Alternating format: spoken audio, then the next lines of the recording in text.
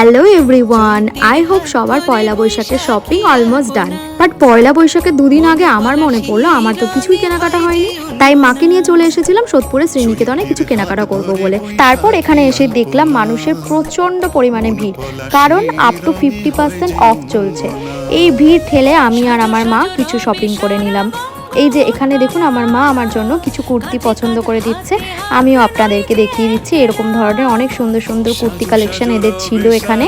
আমি এখান থেকে দুটো কুর্তি আর একটা শাড়ি পারচেস করেছিলাম। তারপর চলে গিয়েছিলাম এদেরই আর একটা ব্রাঞ্চ সুইট হোম, যেখান থেকে আমি এই ফ্লোর কার্পেট ম্যাটটা পারচেস করেছি। কমেন্ট করে আমাকে জানাবেন কেমন হয়েছে। টানা 4 ঘন্টা হাঁটাহাঁটির পর আমরা একটা জায়গাতে বসে রেস্ট করছিলাম। তারপর চলে গিয়েছিলাম এখান থেকে বাইরের কিছু খাবো না বলে আইসক্রিমের দোকানে লাইন দিতে।